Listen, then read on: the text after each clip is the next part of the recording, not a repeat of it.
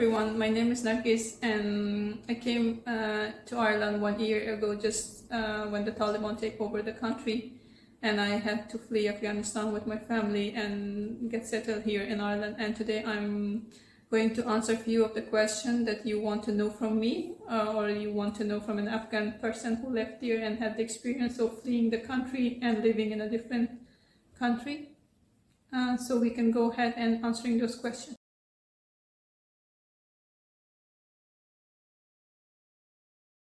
For me, we didn't expect that the country will flee, that the country will be taken over by the Taliban that soon, because we had that feeling of losing a little bit of everything, because the provinces were taken by Taliban one after another. But we didn't expect the capital, Kabul, to be taken over that soon, and we were just having a little hope because the people were talking that it will be a 50-50 government, and then 50 Republican, 50 Taliban, and we can adjust to go to school and go to work and have a normal life, not like completely freedom, but we can have a freedom of speech, a freedom of education. But it was not the way that we think. For me, it was a very normal day. I went to the office, but no one was very relaxed and calm to do the normal work. We were all talking and discussing that what will happen to us, because we had no idea of with what mentality and what idea they have come and what they want us to do, and what limitation they will put on a female, especially because all the time they were taking it very serious when they were talking about the female, and they don't want any female to be involved in the government or to be working or to going to school. So that was, I think, a very scary reaction of everyone, because they had no idea of what will going to happen to them. And everyone was scared because the way they come and the way they treat people was very, very scary, and no one can even imagine that situation will be that tough for them.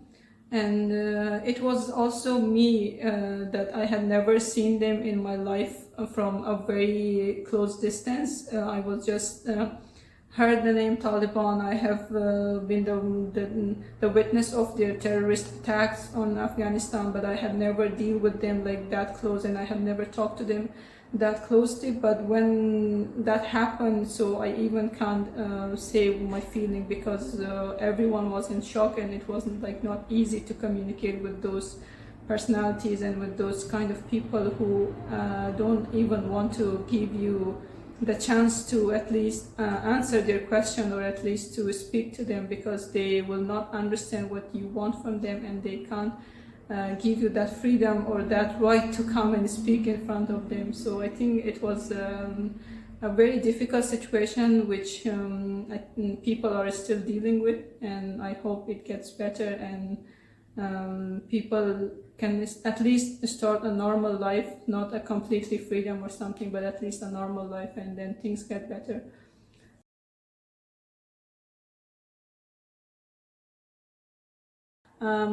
It was not a very simple or easy decision for us to make and just left our country, because I had grown up there, my family was born there, and they grown up there, so it's like we never left our country. And it's also not a very easy decision to make, but when you see that your home is not giving you the home feeling anymore, and then you have no other option but to leave your country. And it was the same with me also. When I was a university student, I was also the victim of a terrorist attack, and it took me over years that I recovered back, and still when I'm like hearing a loud noise, so it take me back to that situation, or to that moment that I was among the dead students who were my classmates, and I can't even imagine the way I saw them a few minutes ago. They were laughing with me, and then few minutes after, I was seeing the dead bodies of my classmates, which was completely not acceptable, and my mind even can't accept that. And so again, we didn't decided to leave the country, because we had hope after a year our university got open again, and then we go back to the university, and I became able to finish my bachelor. But this time with these when I was looking to this situation that now completely all the government got collapsed, and then they are the only one in power. So I didn't saw any hope for myself there. I didn't saw any. I don't have the feeling of being home, and my home was not giving me the feeling that I'm home, because when you are not feeling safe, when you are not having the right to go to school, when you don't have the right to speak, when you don't have the right to go to work, and even if you can't choose what color that you can wear, then how you can say that it's home? And we had no other option but to leave our country. And I'm still very sad with seeing my country in that situation, and I can't do anything for them. And the people are struggling just to find a very simple job, and to have a one-time meal is getting very, very difficult for people this day.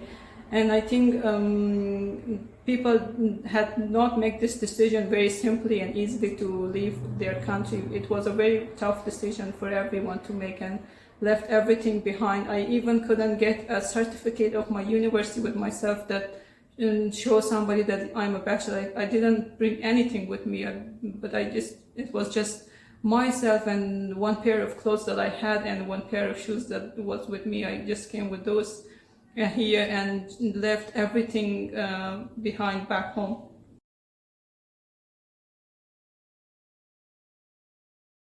I do. My families are still there because we couldn't manage to bring everyone with us here. It was not possible at that time because the situation was not how we think. Like there was no flight, no.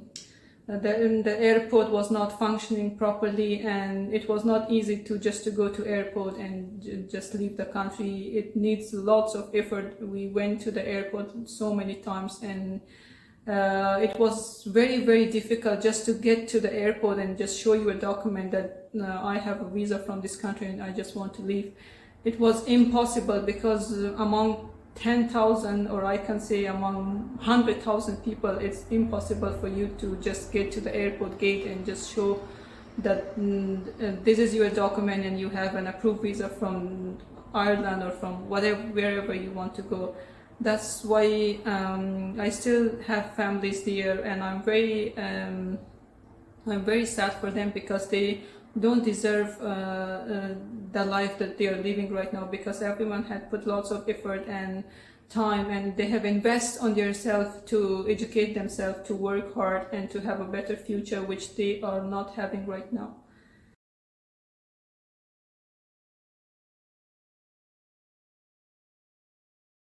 I think living in Afghanistan and then coming in Ireland,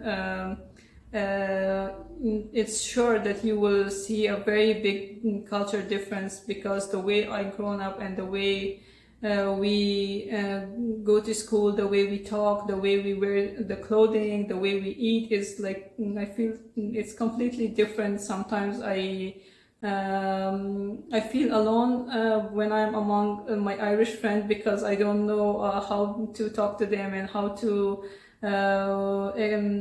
show my culture and how to express myself, because sometimes they don't understand me very well when I'm talking about something, and sometimes I don't understand them, because it's not easy for them to make me understood, and one day and not easy for me to make them understood about my culture and my beliefs that I had back in my country.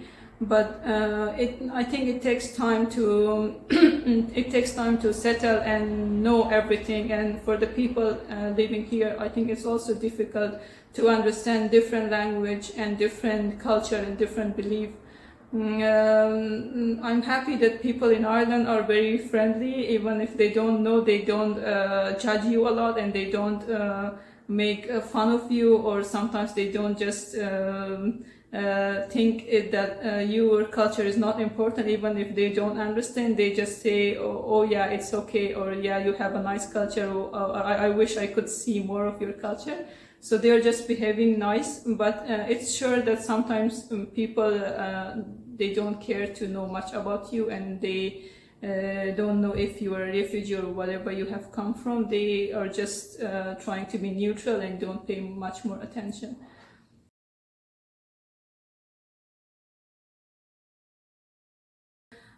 My only hope is to have peace in Afghanistan and all around the world where the war is going on. I just want to have a peaceful country for my people back in Afghanistan, and a peaceful world for all the people living around.